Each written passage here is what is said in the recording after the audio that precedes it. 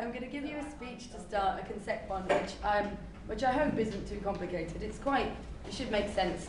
There are some terms which I do explain in the speech. There are a few names and dates, but it shouldn't be anything crazy. So it's about sport, about an event called the Ashes, and if you don't know what it is, I explain it in the speech anyway.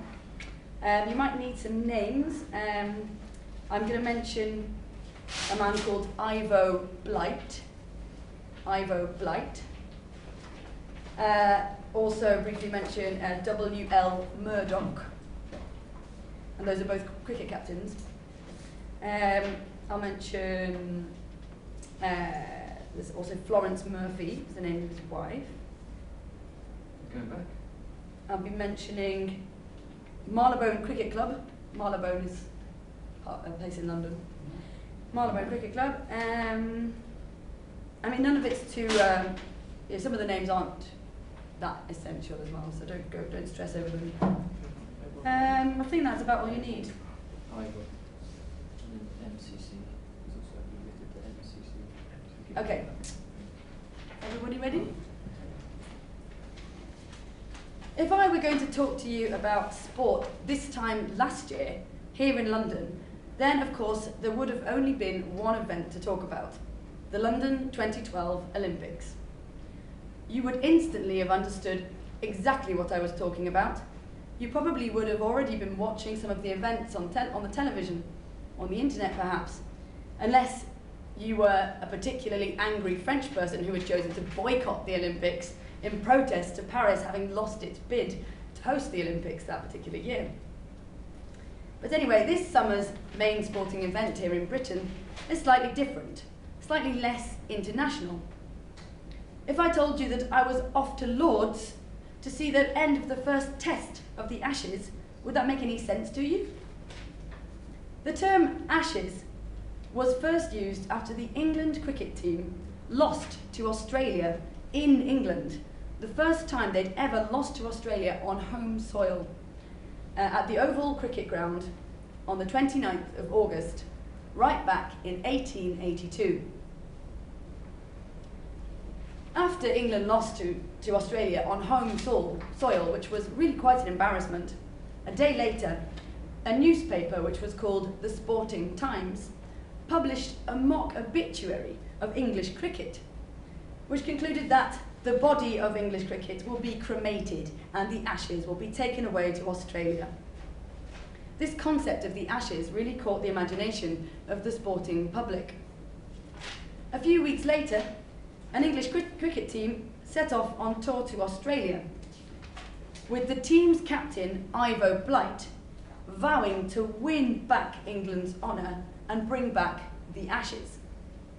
His Australian counterpart, of course, W.L. Murdoch, similarly vowed to defend those same Ashes. As well as playing 3 scheduled matches against the Australian national side, Bligh and the amateur players in his team also participated in many social or friendly matches.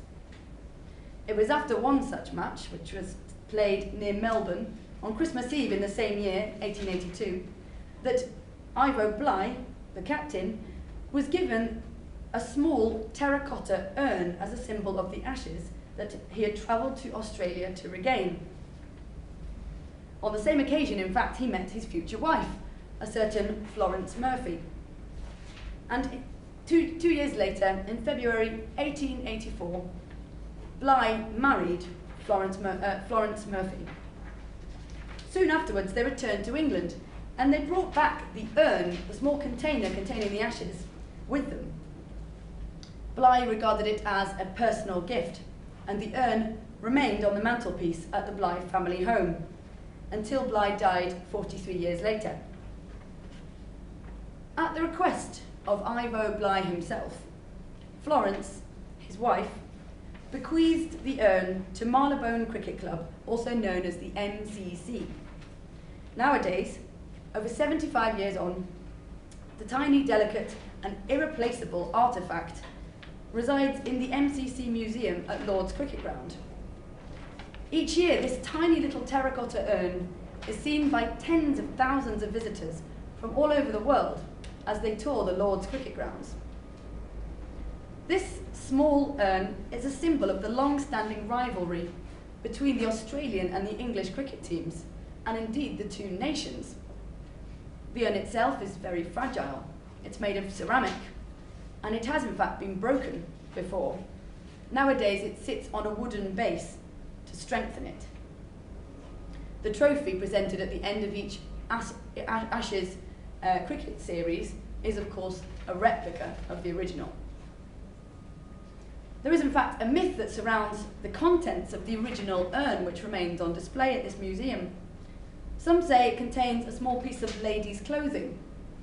Others say that once, many years ago, when the cleaner at the museum was doing his normal rounds cleaning, he accidentally knocked it over, spilled the original contents, and refilled it with some ashes from the fire, hoping no one would notice. This uncertainty only adds to its mythical appeal, as it sits in a small glass box at the MCC Museum at Lord's. This year's Ashes series is taking place in the UK. Sometimes, in alternate years, it takes place in Australia. So the fact that it's in the UK is lucky for British cricket fans who won't have to stay up all night to watch the matches on Australian time. The series is made up of 5 matches. Each of these is known as a test match, and each test match lasts 5 days. There is a few days rest between each match, which means that the entire series lasts for around 6 weeks, from mid-July to the end of August. I don't know about you, but personally, I miss the Olympics. Of course, London this summer is a wonderful place to be, but there's a certain magic missing after the electric atmosphere that took hold of the city last summer. But at least for the most hardcore sports fans among us, who might be suffering from withdrawal symptoms and looking for their summer fix of sporting events, and need a daily dose of competitive sport on the television, the Ashes are here to help.